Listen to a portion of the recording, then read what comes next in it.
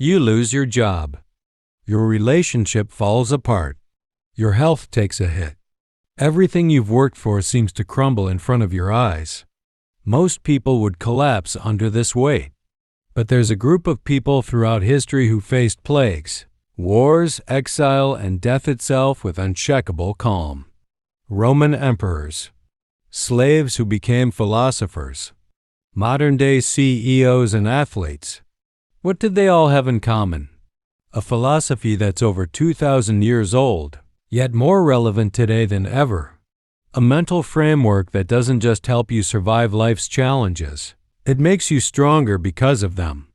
I'm talking about Stoicism. I'm going to show you exactly how to build an unbreakable mindset using the same principles that helped Marcus Aurelius rule an empire, Epictetus survive slavery, and countless others transform their suffering into strength. This isn't theory. These are practical, actionable strategies you can start using today. So grab a notebook, because by the end of this video, you'll have a complete roadmap to mental resilience that nothing can shake. Let's dive in. Chapter 1. The Foundation Understanding True Stoicism. Before we build this unbreakable mindset, we need to clear up some massive misconceptions about Stoicism. When most people hear Stoic, they think of someone emotionless, cold, robotic, someone who doesn't care about anything. That couldn't be further from the truth. The ancient Stoics weren't emotionless, they were in complete control of their emotions. They didn't stop caring, they cared deeply about what truly mattered. They didn't avoid pain, they understood how to process it without being destroyed by it. Let me share something personal. 3 years ago, I went through one of the darkest periods of my life. I won't go into all the details, but everything seemed to hit at once. And I remember sitting there, feeling completely overwhelmed, thinking, I can't handle this. That's when I discovered Marcus Aurelius's Meditations. This was a Roman emperor, the most powerful man in the world at the time, writing private notes to himself about how to stay sane while dealing with war, plague, betrayal, and the weight of an empire. One line changed everything for me. You have power over your mind, not outside events. Realize this, and you will find strength. That's the core of Stoicism. It's not about controlling everything around you. It's about mastering the one thing you can actually control, your response. The 3 Stoic pillars. Pillar 1, the dichotomy of control. There are things you control, and things you don't. The Stoics obsessed over this distinction because it's the key to peace of mind. You control your thoughts, your actions, your effort, your attitude, your character. You don't control other people's opinions, the past, the future, the weather, the economy, most outcomes. Think about how much mental energy you waste worrying about things in that second category. The traffic. What someone said about you, whether you'll get the promotion. The Stoics would say you're torturing yourself unnecessarily. Pillar 2, living according to nature. This doesn't mean living in the woods. It means accepting reality as it is, not as you wish it to be. It means understanding that difficulties, setbacks, and even tragedies are natural parts of existence. When something bad happens, most people ask, why me? The Stoic asks, why not me?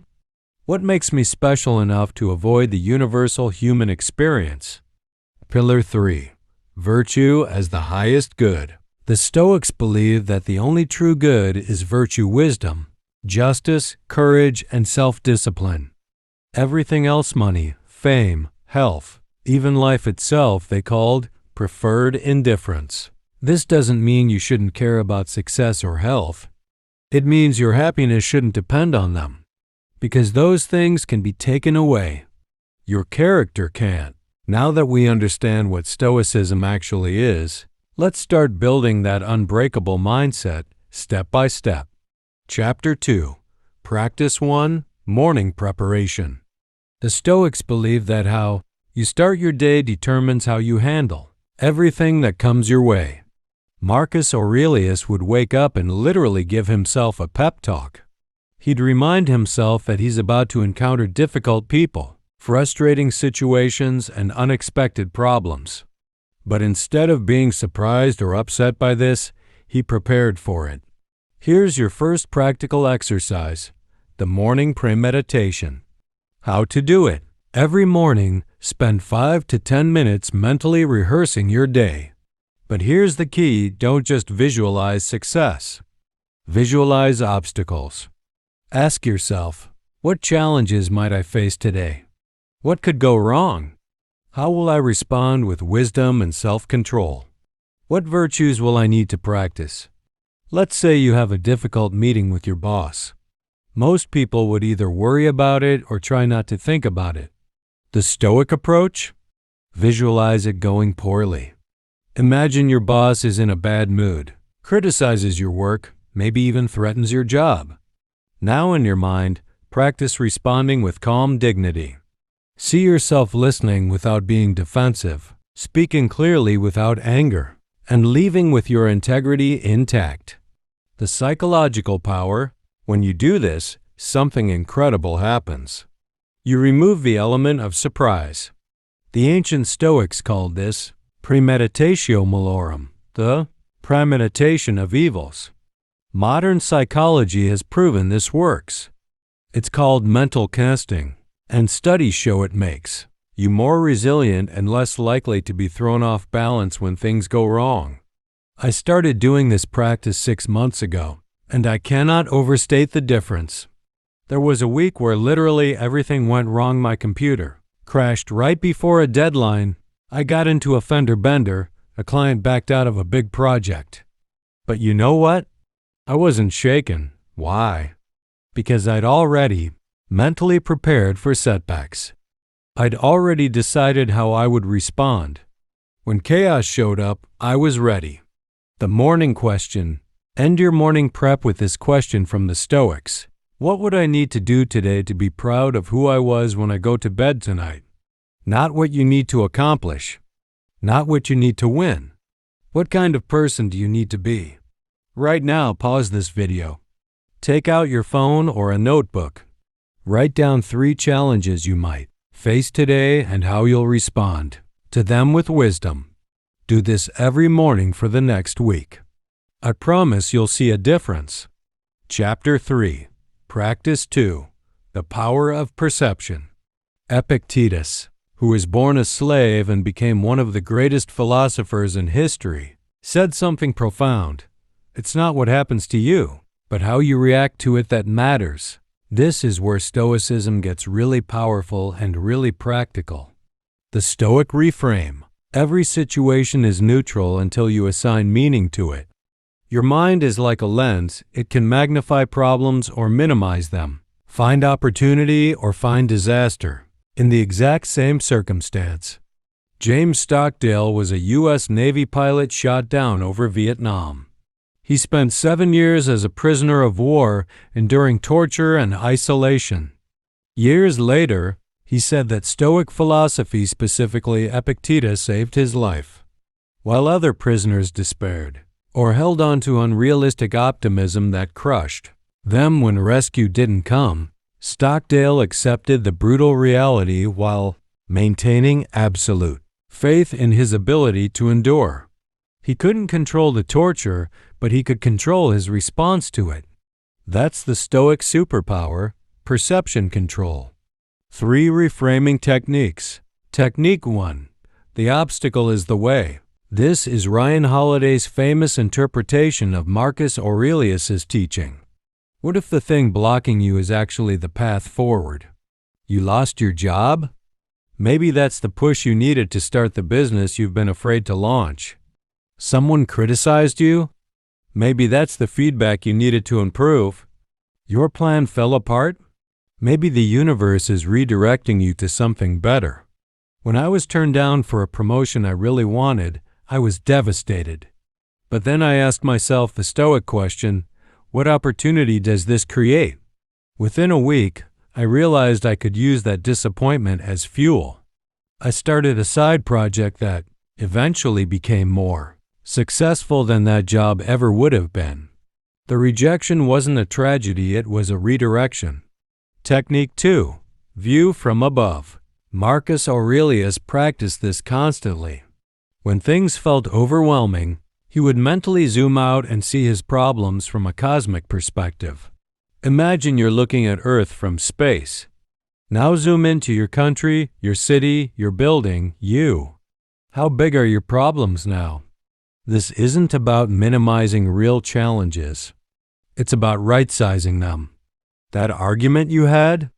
In 100 years, literally no one will remember. That embarrassing moment? The universe doesn't care. Technique 3. The last time meditation. Here's a powerful one. When something frustrates you, imagine it's the last time you'll ever experience it. Stuck in traffic? What if this is the last time you'll ever sit in a car? Would you be so angry, or would you appreciate the moment? Your kid is being difficult? What if this is the last evening you'll ever spend with them? Does the mess they made still seem so important? This practice instantly transforms irritation into gratitude. Here's your challenge for this week. Every time something bad happens, pause and ask, how can I see this differently? What's the opportunity here? What's the lesson? Keep a journal. Write down the situation and at least 3 alternative interpretations. Train your brain to automatically look for the useful perspective. The neurological truth, neuroscience backs this up. Your brain has something called neuroplasticity. It physically changes based on your habitual thought patterns. When you practice reframing, you're literally rewiring your neural pathways to default to resilience instead of despair. The Stoics discovered this 2,000 years ago. Science is just now catching up. Chapter 4. Practice 3. Negative visualization. Now we come to one of the most misunderstood but powerful Stoic practices, negative visualization, or as the Stoics called it, premeditatio malorum. I know what you're thinking. Wait, aren't we supposed to think positively? Isn't this just being pessimistic? No, this is being prepared. There's a massive difference. Toxic positivity tells you to pretend everything's fine. Pessimism tells you everything will go wrong. Stoic negative visualization says things might go wrong. So let's prepare for that possibility so we're not destroyed by it. How it works. Regularly spend time imagining losing the things you value most. Not to torture yourself, but to accomplish 2 things. Appreciate what you have right now. Mentally prepare for loss so it doesn't devastate you. Seneca, one of the richest men in Rome, would periodically live like he was poor, eating simple food, wearing basic clothes, sleeping on the floor. Why? So that if he ever lost his wealth, he'd know he could survive it. He wrote, "It is precisely in times of immunity from care that the soul should toughen itself beforehand for occasions of greater stress." The gratitude connection. Here's something beautiful. Negative visualization is actually the most powerful gratitude practice ever invented. Think about your health. Now imagine waking up tomorrow with a serious illness. Suddenly, the health you have right now, which you probably take for granted, becomes precious beyond measure. Think about your loved ones. Now imagine they're gone. Suddenly, every moment with them becomes sacred. The Stoics understood something profound. We only truly appreciate what we have when we realize it could be taken away. I do this practice with my family. Not every day, but regularly. I imagine losing them, and yes, it's uncomfortable. But then I go hug them, and I'm present in a way I wouldn't be otherwise. I'm not scrolling my phone while they're talking. I'm actually there. That's the gift of negative visualization. It makes you alive to the present moment. Practical application. Once a week, spend 10 minutes on this exercise. Imagine losing your job, your home, your savings. Imagine losing your health, your mobility, your independence. Imagine losing the people you love. Then open your eyes and realize you still have these things. Right now, today, you're living in someone else's dream. The hedonic adaptation problem. Psychology has shown that humans quickly adapt to good things. You get the promotion, the new car, the relationship, and within weeks, you're back to your baseline happiness. The Stoics knew this. Negative visualization is the antidote. It resets your appreciation and prevents you from taking your blessings for granted. One caveat: if you're dealing with clinical depression or anxiety, talk to a mental health professional before doing this practice intensely. The Stoics designed this for mentally healthy people to become more resilient, not as a treatment for illness. Chapter 5. Practice 4. The Evening Review. If the morning preparation sets you up for success, the evening review ensures you're actually growing. Seneca wrote, "When the light has been removed and my wife has fallen silent, I examine my entire day and go back over what I've done and said, hiding nothing from myself, passing nothing by." This is the Stoic practice of daily reflection, and it's non-negotiable for building an unbreakable mindset. The 3 evening questions. Every night before bed, ask yourself, Question 1, what did I do well today? This isn't arrogance, it's acknowledgement. What virtues did you practice? Where did you show wisdom, courage, justice, or self-discipline? Maybe you kept your cool in a heated conversation. Maybe you helped someone without expectation of reward. Maybe you did the hard thing instead of the easy thing. Acknowledge it. Let it reinforce the person you're becoming. Question 2. What could I have done better? Here's where the Stoics get ruthlessly honest. Where did you fall short today? Where did you let emotion override reason? Where did you waste energy on things you can't control? The key is to do this without self-judgment. You're not beating yourself up, you're debugging your operating system. Question 3. What will I do differently tomorrow? This is where reflection becomes action. Based on today's lessons, what specific behavior will you change tomorrow?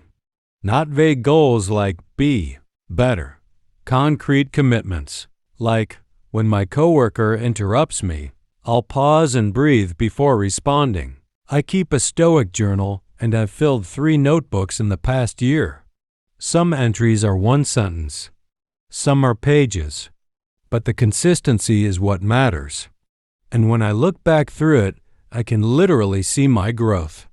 Problems that used to devastate me barely register now. Patterns I couldn't see become obvious. It's like having a mirror that shows you who you're becoming. The compounding effect. Here's why this practice is so powerful. Small daily improvements compound exponentially. If you improve by just 1% each day, in a year you'll be 37 times better. That's not motivational fluff, that's mathematics. But most people never improve because they never reflect. They repeat the same mistakes, react the same ways, and wonder why nothing changes. The Stoics knew better. They understood that the unexamined life produces the same results over and over. Tonight, before you go to sleep, answer those 3 questions. Just do it once. See how it feels. If it resonates, make it a daily practice. I recommend keeping it simple at first. Don't write essays. Bullet points are fine. The key is consistency, not perfection. Chapter 6. Practice 5. Voluntary discomfort. Now we get to the practice that separates the curious from the committed. Voluntary discomfort. The Stoics believe that if you never practice hardship, you'll crumble when it arrives uninvited. So they actively sought out controlled doses of difficulty to build their resilience. Why this matters? Modern life is designed for comfort, climate control, fast food, entertainment on demand. We can go days without experiencing any real discomfort. But comfort is a trap. The more comfortable you are, the more vulnerable you become to any disruption. The Stoics understood If you can't handle being uncomfortable, life will terrify you. Practical applications: physical discomfort. Take cold showers. Fast periodically. Exercise when you don't feel like it. Sleep without excessive pillows or climate control. Walk or bike instead of driving. Social discomfort. Practice rejection by asking for things you might not get. Speak up in meetings when you'd rather stay quiet. Have difficult conversations instead of avoiding them. Dress simply when you'd normally try to impress. Mental discomfort. Meditate through boredom and restlessness. Read challenging material that makes you think. Sit with negative emotions instead of immediately distracting yourself. Work on important projects instead of easy busy work. I started taking cold showers 2 years ago, and people think I'm crazy. But here's what actually happened. Every morning became a test of will. My body screams, "Don't do this." My mind gives me 100 reasons to skip it. But I do it anyway. And when I step out of that freezing water, I've already won the day. I've already proven to myself that I can do hard things. Everything else becomes easier. That's not the main benefit, though. The real benefit is this. When life throws unexpected hardship at me, my system doesn't panic. Why? Because I've taught it that discomfort is manageable. I've practiced. The ancient wisdom. Seneca would periodically live like a poor person to prove to himself he could survive without his wealth. He'd eat cheap food, wear rough clothes, sleep on a hard bed. He wrote, "Set aside a certain number of days, during which ye shall be content with the scantiest and cheapest fare, with coarse and rough dress, saying to yourself the while, 'Is this the condition that I feared?'" The modern science, research on resilience, shows that people who regularly expose themselves to controlled stress develop what's called stress inoculation, like a vaccine. Small doses of hardship train your system to handle larger challenges. Athletes understand this. They break down their muscles so they grow back stronger. The Stoics applied the same principle to the mind. This isn't about being masochistic or making yourself miserable. It's about strategic discomfort that builds capacity. You're not punishing yourself. You're training yourself. Your challenge. Pick one form of voluntary discomfort and commit to it for 30 days. Start small. Maybe it's a 30-second cold shower at the end of your regular shower. Maybe it's 1 day a week of intermittent fasting. Maybe it's meditation for 10 minutes. The specific practice matters less than the consistency. You're building the muscle of doing hard things. Chapter 7. Practice 6. Amor fati, loving your fate. We've covered preparation, perception, and practice. Now we come to the ultimate Stoic mindset. Amor fati, the love of fate. This is where Stoicism transforms from helpful philosophy into actual superpower. What is amor fati? It's not just accepting what happens. It's not just enduring it. It's loving it, wanting it, being grateful for every single thing that happens, including the painful stuff. Friedrich Nietzsche, who studied the Stoics, said, "My formula for greatness in a human being is amor fati. That one wants nothing to be different, not forward, not backward, not in all eternity." Think about that. Nothing different, ever. The logic. Here's why this makes sense. Everything that's happened to you has made you who you are right now. The good and the bad, the successes and the failures, the joys and the traumas. Would you really want to undo any of it if it meant you wouldn't be exactly who you are in this moment? The Stoics believe that the universe is rational and everything happens for a reason, even if we can't see it. But even if you don't believe that, amor fati still works as a practice because it eliminates resistance. The energy of resistance. Think about how much energy you waste wishing things were different. Why did this happen? This shouldn't be happening. If only that resistance doesn't change anything. It just makes you suffer twice, once from the event, once from your resistance to it. Amor Fati says, what if you channeled all that energy into making the best of exactly what is? Viktor Frankl survived Nazi concentration camps. He lost his family, his freedom, everything. But he came out of that horror with an insight that changed psychology forever. Everything can be taken from a man, but one thing, the last of the human, freedoms to choose one's attitude in any given set of circumstances. He didn't just accept his suffering. He found meaning in it. He used it to develop logotherapy and help millions of people find purpose in their pain. That's Amor Fati in action. How to practice it? Start with small annoyances. The traffic. The bad weather. The canceled plans. Instead of complaining, say, this is exactly what needs to happen right now. Then work up to bigger challenges. The rejection. The loss. The betrayal. Can you find a way to be grateful even for these? Not because they feel good, because they're shaping you into someone stronger, wiser, more compassionate. The hardest thing I ever went through taught me the most important lessons of my life. At the time, I would have done anything to avoid it. Now, I wouldn't change it. That experience broke me down so I could be built back better. It showed me who I really was. It gave me empathy for others going through hard times. It made this video possible. Would I have chosen it? No. But do I love that it happened? Yes, because I love who I've become because of it. That's Amor Fati. The ultimate freedom.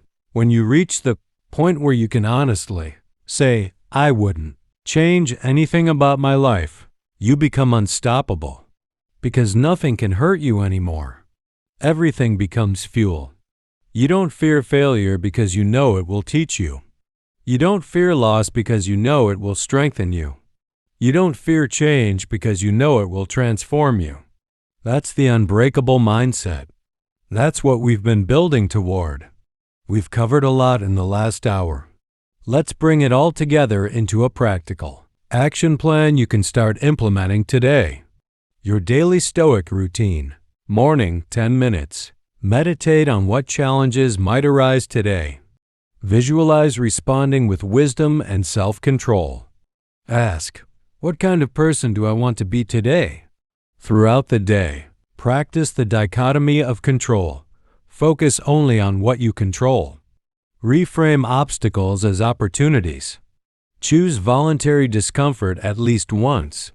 When frustrated, pause and ask, how can I see this differently?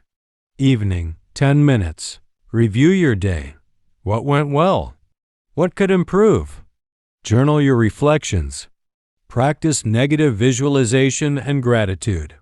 Commit to one specific improvement for tomorrow. Weekly, practice extended voluntary discomfort. Review your journal to identify patterns. Read Stoic texts, Marcus Aurelius, Epictetus, Seneca. The 4 Stoic virtues. Remember, everything we've discussed serves these 4. Wisdom, understanding what's in your control and how to respond. Courage, doing what's right even when it's difficult. Justice, treating others fairly and contributing to the common good. Temperance, exercising self-control and moderation. Here's what I want you to understand. You're not broken. You don't need to be fixed. You just need to be trained. Your mind is like a muscle. Right now, maybe it's weak.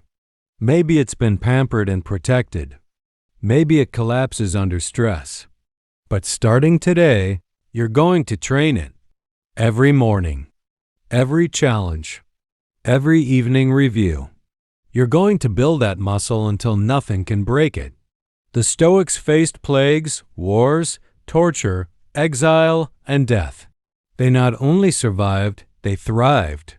They led with wisdom, loved with depth, and left legacies that still inspire us 2,000 years later. You have access to the same philosophy, the same practices, the same power. Your challenge. For the next 30 days, commit to the daily routine I just outlined. That's it. Just 30 days. I promise you, if you do this consistently, You'll be a different person on day 31. You'll handle stress differently. You'll see opportunities where others see obstacles. You'll have a quiet confidence that comes from knowing you can handle whatever comes. If this video resonated with you, do 3 things. First, subscribe to this channel and hit the bell so you don't miss future content on building mental resilience. Second, drop a comment below telling me which Stoic practice you're going to start with. The community here is incredible and we support each other. Third, share this video with someone who needs to hear it. You know who they are. The person who's struggling. The person who's overwhelmed. This could be exactly what changes their life. Marcus Aurelius wrote, "You have power over your mind, not outside events." Realize this and you will find strength. The world will keep throwing chaos at you. Loss, failure, pain, uncertainty. That's not going to change. But you can change. You can build a mindset that not only survives anything, but grows stronger because of it. That's the promise of Stoicism. That's the power you now have access to. The question is, will you use it? Thank you for watching. Now go build that unbreakable mind. The impediment to action advances action. What stands in the way becomes the way. Marcus Aurelius.